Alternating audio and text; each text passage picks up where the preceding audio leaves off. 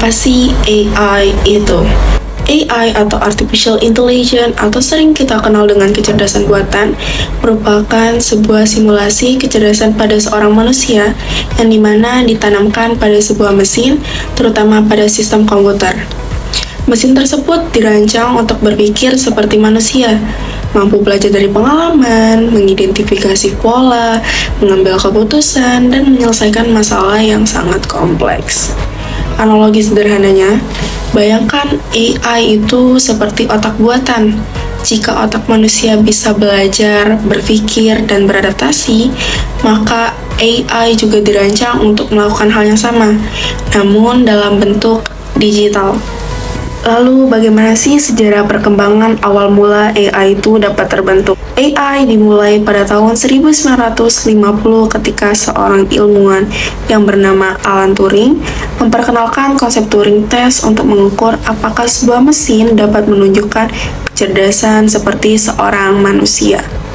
Kemudian, pada tahun 1956, istilah Artificial Intelligence resmi digunakan oleh John McCarthy dalam sebuah Dartmouth Conference yang dianggap sebagai momen kelahiran AI.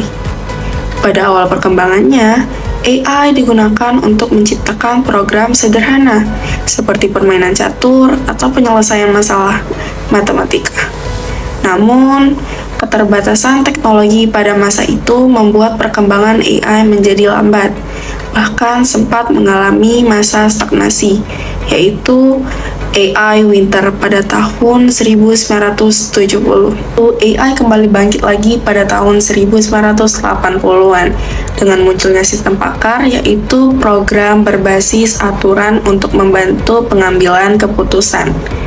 Kemajuan teknologi ini terus mendorong perkembangan AI hingga memasuki era modern setelah tahun 2000. Dengan adanya mesin learning, deep learning, dan jaringan saraf tiruan, AI kini mampu mengelola data besar atau sering dikenal dengan big data dan diterapkan di berbagai bidang seperti asisten virtual, kendaraan otonom, hingga analisis kesehatan.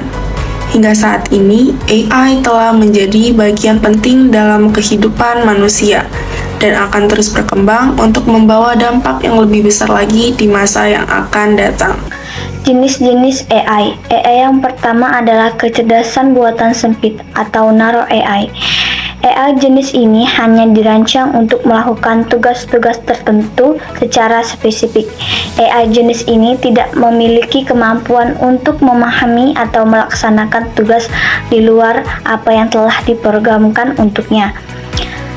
Oleh karena itu, narrow AI sering dianggap secara implementasi paling umum dari AI yang digunakan saat ini. Ciri-ciri narrow AI. Yang pertama, spesialisasi tugas. Kedua, tidak memiliki kesadaran. Ketiga, mengandalkan data. Keempat, tidak bisa belajar secara general. Contohnya yaitu sistem rekomendasi di Netflix yang menyiarkan film berdasarkan referensi Anda, atau asisten virtual seperti Siri dan Alexa yang menjawab pertanyaan sederhana. Yang kedua, kecerdasan buatan umum atau general AI. AI ini mirip kecerdasan manusia. AI jenis ini memiliki kemampuan kognitif yang setara dengan manusia, mampu memahami, belajar, dan menerapkan pengetahuan di berbagai bidang. AI ini masih hipotesis.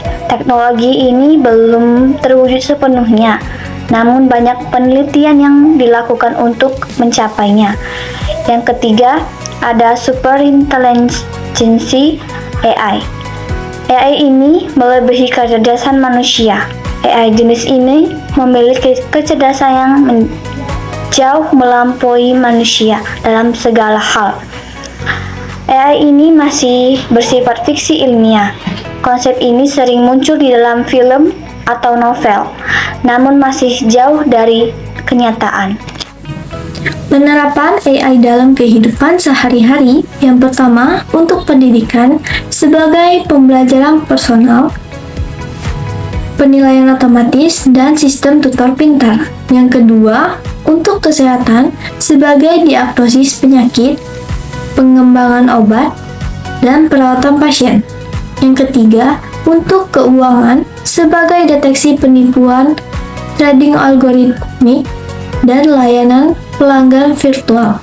Yang keempat, untuk transportasi sebagai mobil self-driving, optimasi rute, dan manajemen lalu lintas. Yang kelima, untuk bisnis sebagai analisis data pelanggan, prediksi pasar, dan otomatisasi layanan. Kelebihan AI. Yang pertama, bekerja 24/7 tanpa lelah. Yang kedua, akurasi dan konsistensi tinggi. Yang ketiga, mampu mengelola data. Yang keempat, mengurangi kesalahan manusia. Yang kelima, menghemat biaya jangka panjang. Kekurangan AI. Yang pertama, biaya awal yang sangat mahal. Yang kedua, ketergantungan pada teknologi. Yang ketiga, masalah privasi dan keamanan data. Yang keempat, bisa mengurangi lapangan kerja. Yang kelima, terbatas pada data yang tersedia.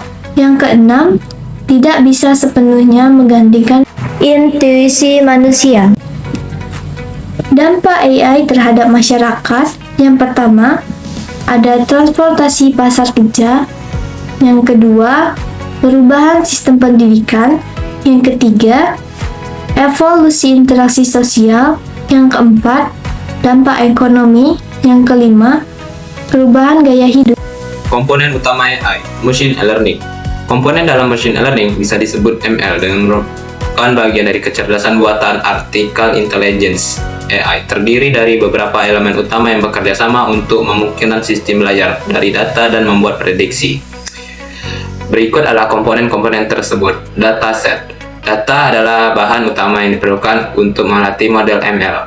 Data harus berkualitas tinggi, cukup banyak, dan relevan. Data biasanya dibagi menjadi 3, training data, validated data, dan testing data. Fitur. Fitur adalah atribut atau variabel dalam data yang digunakan untuk membuat prediksi. Contohnya dalam aplikasi cuaca, suhu, kelembapan, dan kecepatan angin, dan fitur. Komponen Deep Learning. Deep Learning adalah salah satu cabang dari Machine Learning yang menggunakan arsitektur jaringan saraf tiruan Natural Network dengan banyak lapisan depth. Komponen utama dalam Deep Learning adalah berikut. Dataset.